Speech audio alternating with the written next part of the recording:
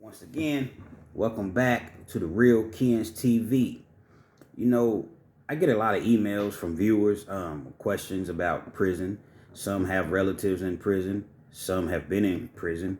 Um, and just, just the curiosity, man, surrounding prison. So what I decided to do today is a Q&A about prison, man. You know what I mean? To answer some of the questions, because I can't, it's kind of hard to get back with everybody. I try my best. But as the channel grows, so do the questions and, things of that nature. So, if you have any questions, man, feel free. My emails, realkenstv at Yahoo. You know what I mean? Realkenstv at Yahoo. And I answer as many of the emails and respond to as many comments as I possibly can. You know what I mean? But first question I got for you today is from a lady, and she's asking, what are my chances, or what are my husband's chances of making parole, rather? He's in several different programs. Um, I'm reading the email, actually. So he's in several different programs. He stays out of trouble. He sticks to himself, doesn't bother anybody, and he's just trying to get home to his family. Well, that's a question that, I can answer it, but I really can't give you a definitive answer on it, for the simple fact that, I've seen people go in, do everything right, not get any write-ups, take all the possible classes. For the people that don't know, you can go in there and take classes. Now, in Kentucky, the classes you take are typically 3 to 6 months, and you get 90 days off of your sentence for each class that you take. But it looks favorable, once you see the parole board. They see, okay, this person, they're really trying to change their life. They're in here trying to get rather you go to school, rather you go to get a trade, just anything. Take substance abuse classes if you have that issue. Just anything that can help you once you're released from prison. So I've seen people take several classes, like I said, not getting in any trouble, have clear conduct, and their charges might not even be valid. And they go for parole, and the parole board gives them a 24-month deferment. 24-month deferment just means come back and see us in 24 months.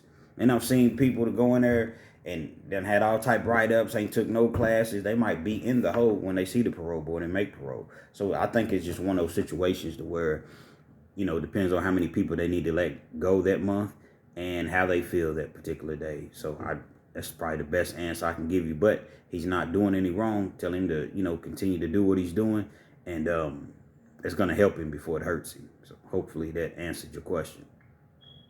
Another question I had is, how do you avoid fights in prison? You just kind of stick to yourself, man. Try not to bother anybody. Try not to become too friendly with anybody, of course. I try to stay off the basketball court, because I had a fight or two, stemming from the basketball court. It gets real aggressive. People have attitudes in prison. They watch these NBA games and they complaining and crying about every little time you barely touch them or whatever. So I'd stay off the basketball court. If you want to go on the court and shoot around or whatever, and there's nobody really on the court like that, okay, cool. But like when it comes to actual pickup games and things like that, I stay off the court, stay off the poker table. Gambling, I seen many people I done seen many of people get hurt fooling with their gambling, man. What else?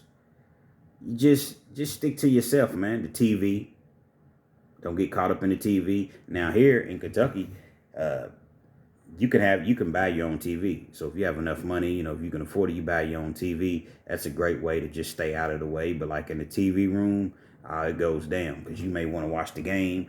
This person may want to watch NASCAR. This person's gonna want to watch something weird like gymnastics. This person's gonna watch Telemundo. So it really goes down over that television. So you avoid all of those things, and then just the obvious. Don't be in there getting high. Don't be in there messing with people's boyfriends, for lack of better words. And, you should be fine, man. Just mind your business. Now, if the time comes, though, and you stand up for yourself, man, you got to stand up. Because if you don't, man, you're going to be a mat, you know what I mean? And everybody's going to try to step on you, man. So, yeah. Why do you need so much money in prison? It's not that you need so much money in prison. Well, it really depends on what you're doing. If you in there and you into the foolery, you in there getting high and then you owing people money, well, you're gonna need a lot of money because it definitely goes down in prison, and the cost for drugs are so much higher.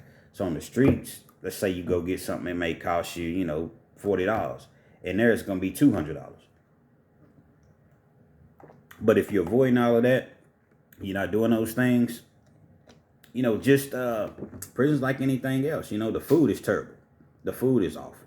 And then a lot of times you may eat, I was at one facility, you may eat at about 4 o'clock, 4:15, and your next meal doesn't come until 5:30 the next morning. So it's like 13 hours in between meals. So you're definitely gonna be hungry. Then, they have stores. The commissary is just a store. So, anything that you cook on the street, you can cook in there. You're just cooking it in the microwave now. A lot of places have grills now, and they have hot pots. So, inmates are very, very creative. They're going to figure out a way to, to cook something. And to be honest, man, I've seen some of the best cooks in there. So just imagine you ate at 4:15. The food was gross, so you don't even, probably didn't even eat all of it. About 8 o'clock, 8:30, you see everybody's cooking. Everybody's getting their food. They prepping their food. So you got people cooking burgers. You got people cooking salmon, spaghetti. You might see big old double cheeseburgers, chili dogs. All these things is being cooked, man. Fried potatoes. All these things is being cooked, man. You sitting there, your stomach's rumbling. You hungry. You trying to look, cool, like it's not really bothering you. You don't have no money, so you can't eat anything. Sometimes somebody might look out for you and give you a noodle or something. I mean, you hungry, man? Give you, ramen noodle or something like that, just depending on where you at. But you definitely need money in prison. And then another thing, like I said, here in Kentucky, you can buy your own television. So you're going to want your own TV. You can buy your own CD player or MP3 players now. You can buy sweatsuits. So you don't have to wear those state uniforms all the time. You can buy a tenant, you can buy sneakers. You can buy a lot of different things that will help your time. You need money to make phone calls. You need money to send emails. They'll do like a meal of the week to where once a week or once every 2 weeks, they'll bring in, I don't know, you might be able to order outside pizza, outside steak. They may cook something in the kitchen and then sell it to you, chicken, just whatever. So, yeah, you definitely need money in prison, and that's the reason why. Let's see. How long in prison did you serve, and did anyone ever attempt to take your cheeks? I did over 10 years in the Kentucky prison systems, not all at once, though. Unfortunately, I went back a couple times. So, yeah, I served over 10 years. I did some of my time behind the fence. I did some of my time at camps. Here they have Class D facilities to where basically they'll keep you in a county jail pretty much to do your time, and that's the worst time, So I've been to all of them. As far as anyone trying to take my cheeks, no. Emphatically no, that I never had an issue. No one ever did that.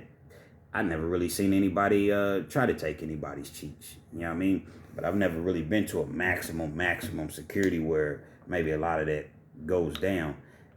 I don't know, but I've never seen it. And, most of the time when you do see stuff like this, because people want to do it and they're volunteering to go do it. But no, nobody ever attempted to do anything like that. Because if they did, I probably wouldn't be here talking to you right now. Last question. Why do you always talk bad about prison correction officers? Someone has to be responsible and babysit you maniacs. First of all, I don't always talk bad about correction officers. People have to make a living. People come in, do their job, go home, get their paychecks and go home. Don't try to make your life miserable or whatever. I don't have no problem with them. You know what I mean? I know plenty of people that are correction officers. I speak the truth. It's not even bad. I just speak the truth about the ones that think they're so tough, the ones that try to make your life miserable, the ones that are overzealous, that come in and just lie on you and plant cigarettes and just do stuff to you just because they can, just because they know that the prison staff is going to back them on anything that they say.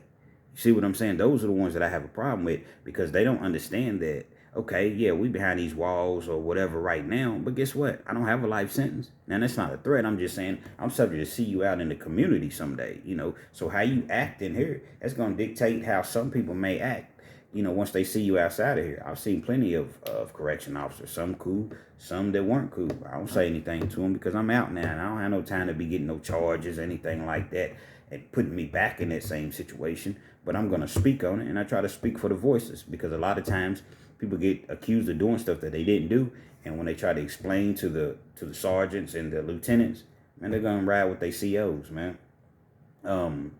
So yeah, you know, and you talk about babysitting, well, don't apply for the job. Simple as that, man. You don't have to go and be a correction officer. You do that because you choose to, or a lot of times they just don't have many other options. I mean, keep it all the way real. So hopefully, man, I was able to answer you all's questions, man. I'll do another Q&A pretty soon. Just want to kind of see how this goes. Hopefully, you know, you like. Feel free to comment, share, subscribe if you haven't already subscribed. And hit that post notification so that anytime I bring you videos like this, or just any videos that I may drop, you know, you're aware and you be the first to receive the videos.